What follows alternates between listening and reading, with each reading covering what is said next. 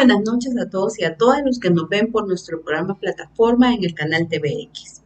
Estamos ya a unos días de iniciar la Semana Mayor, la Semana Santa, ¿verdad? Que es una época de reflexión y también para muchos y para muchas es vacación. Así que ya vamos a iniciar, ¿verdad? Estos días libres, los que tengan la oportunidad de tenerlos, los que van a viajar a ver a sus familiares, los que van a participar en las tradiciones, ¿verdad? También religiosas de nuestros países y que además hay un momento para compartir con la familia y amistades. Espero la pasen muy bien y que puedan terminar con muchos éxitos el mes de marzo.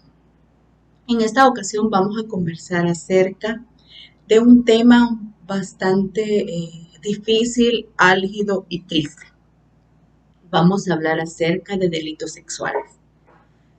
¿Por qué vamos a hablar acerca de delitos sexuales? Bueno, en El Salvador, a pesar que existe un régimen de excepción, que los principales indicadores de incidencia policial han disminuido, como lo son los homicidios, la extorsión, se mantienen muchos de los delitos relacionados a violencia basada en género y que tienen que ver con las mujeres, específicamente la violencia sexual.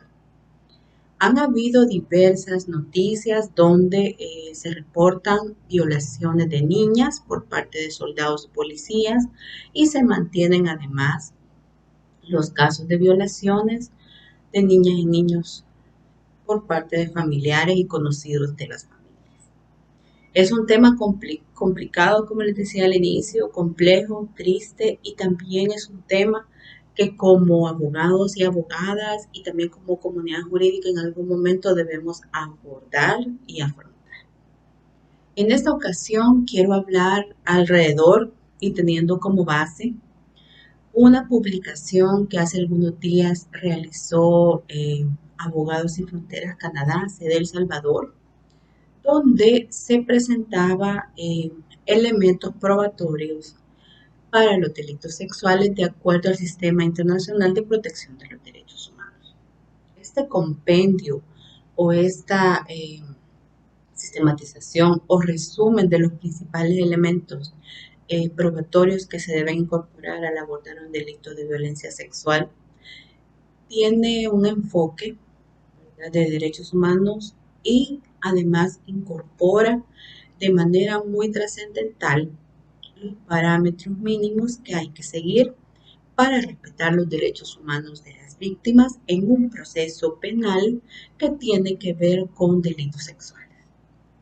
Así que vamos a hablar de este tema desde esta óptica, desde una óptica sobre todo para los que son abogados y abogadas, que cuando tengan casos puedan incorporarlos en sus enfoques, en sus escritos, en sus alegatos, en la preparación de las víctimas, sobre todo al enfrentarse a estos hechos tan duros.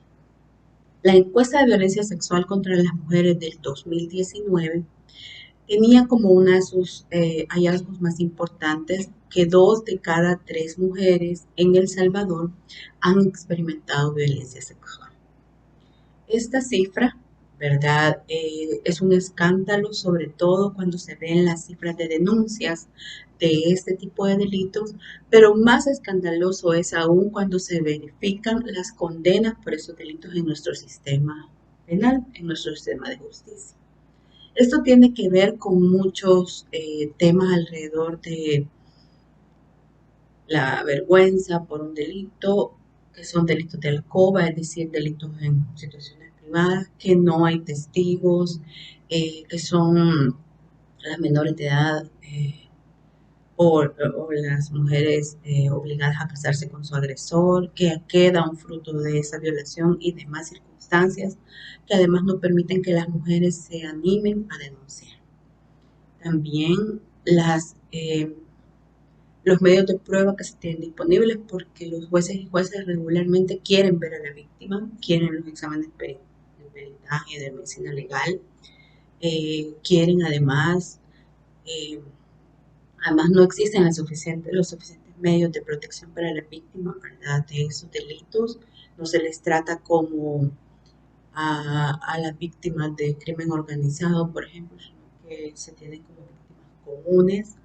También las definiciones que tiene nuestra legislación alrededor de la violencia sexual, donde Se dice que debe haber un daño, un menoscabo, una agresión, casi queriendo dejar en su definición que debe haber algo que se pueda verificar. Aquí es importante decir que según los estándares internacionales del sistema de protección de derechos humanos, los estados deben garantizar estos derechos humanos en los diferentes procesos, ¿verdad?, penales en pro de la víctima y también prevenir, sancionar y también responder cuando hayan agresiones de agentes del Estado con una severidad más grande, ¿verdad? Es decir, cuando sean soldados, policías o agentes de seguridad como el CAM que cometan o funcionarios públicos que cometan este tipo de delitos, que las penas, ¿verdad?, se agraven, que la situación sea todavía más grave y que sea un mensaje para la población. El manual el manual sobre legislación de la violencia contra las mujeres de Naciones Unidas habla alrededor de también pedirle a los diferentes estados, es decir, a los países, poder legislar, ¿verdad?, los tipos penales, es decir, los delitos relacionados a violencia sexual, quitando, no incluyendo lo que tiene que ver con un agravio, menoscabo, agresión, fuerza, es decir, que exista la posibilidad que aunque no haya una, un morete, una fractura, un golpe, un desgarre o demás, se pueda decir que existe violencia sexual, incluyendo la penetración, ¿verdad? En muchas ocasiones a muchos en las escuelas de derecho nos enseñaban que era violación si había penetración, de lo contrario no se constituía violación y entraba en una categoría diferente de agresión sexual, que por supuesto tiene menor pena, ¿verdad?, menor cantidad de años en cárcel y también tiene menos elementos de prueba para poder ser respaldado. Aquí las pruebas también aportadas se dice que deben ser a favor no del demandado, sino que de la demandante o de la víctima o sobreviviente, es decir, crear como se como existe una presunción de credibilidad para la víctima, es decir, su testimonio es la principal prueba que tenemos, ¿verdad?, alrededor de su caso, casi equiparándolo, dice Naciones Unidas, con el principio de presunción de inocencia en favor del victimario.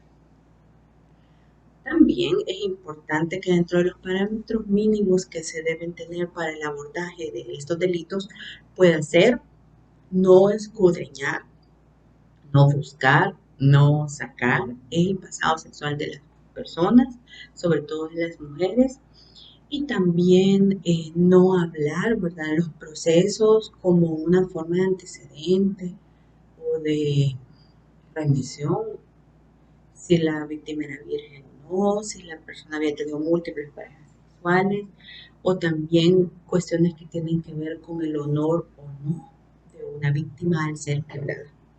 Aquí identificamos casos sencillos como por ejemplo cuando son trabajadoras sexuales o cuando son algunas profesiones que por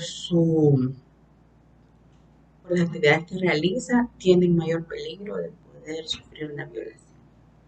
También en la OMS, ¿verdad?, la Organización Mundial de la Salud, condenó todas estas prácticas que tenían que ver con el peritaje que se realiza a las víctimas como una prueba irrefutable de la comisión del hecho, que para ellos también constituía prácticas degradantes, discriminatorias y no científicas para la Organización Mundial.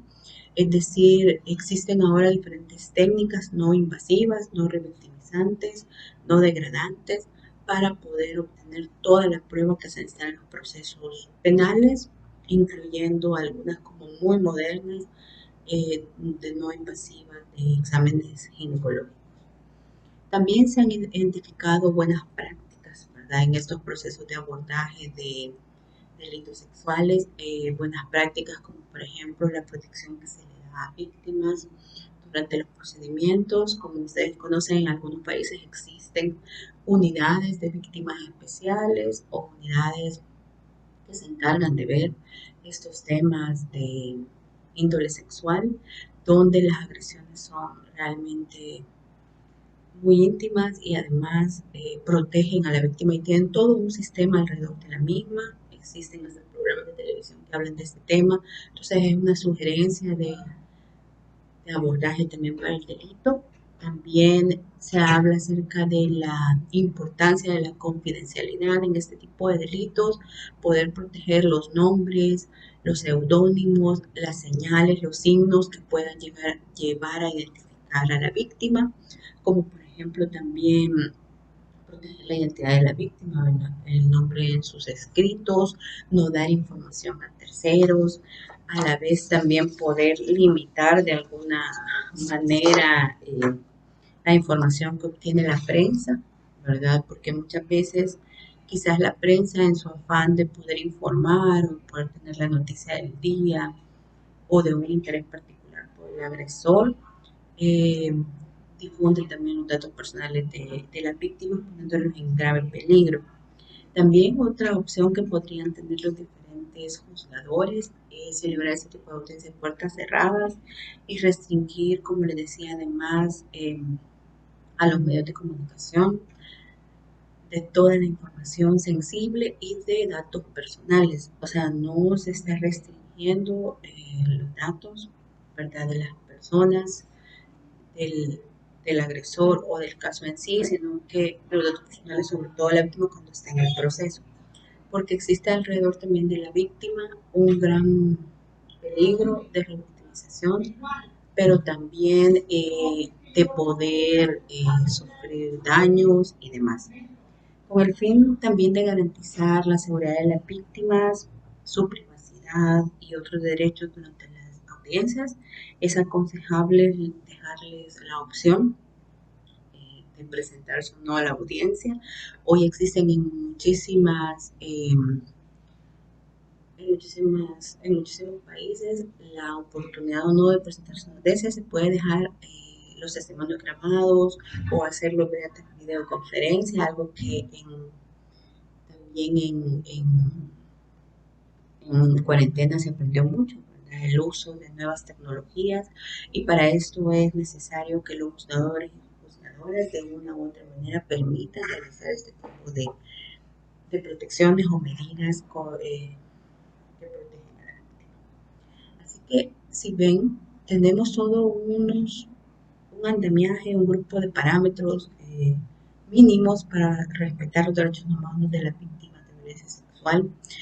Considero que es importante que de este tema sigamos ahondando, sigamos platicando, porque es además un tema que muchas veces se ve desde la óptica de protección al agresor, protección al sistema, pero no de protección a la víctima, ¿verdad? Porque la víctima regresa a su comunidad, regresa a su vida ordinaria, y además de pasar el calvario de poder reponerse de la herida de violación, también pasa todo el calvario en el sistema, y además la víctima merece la oportunidad de rehacer su vida, de tener un nuevo plan de vida, de poder salir, ¿verdad?, después de esto, porque, como decía yo, existe también el principio de credibilidad, donde otorgamos la confianza de que la víctima dice la verdad y que fue agredida, no por cómo andaba vestida, no por dónde andaba, no por los amigos que tenía, sino porque también los agresores, dentro de su psiquis o dentro de su tema criminológico, tienen un problema serio, ¿verdad? No, estamos quitándole, según estos parámetros, también la carga de probar que fui agredida, ¿verdad? No por algo que hice, sino que porque realmente me agredió de gratis. Entonces, estos parámetros, así como existen en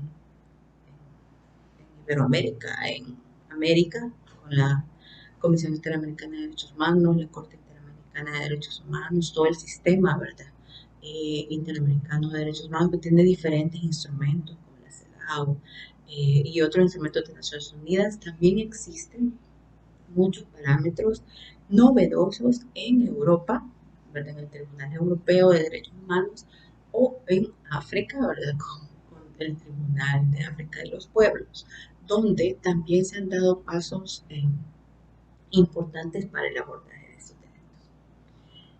Está de más decir que la violencia sexual es una de las formas de violencia que podemos sufrir las mujeres en el transcurso de nuestra vida, que no estamos exentas en ningún momento que nos pueda suceder, que las mujeres en muchos de los espacios donde hay mucha violencia son trofeos de guerra y también sus cuerpos sufren esa violencia que hay alrededor, eh, donde se han dado infinidad de abusos sexuales, embarazos, violaciones y demás, ¿verdad? Quedando también toda una herencia de niños sin padres, herencia de niños maltratados, abandonados, y que nos lleva a volver a establecer todo un círculo de violencia alrededor.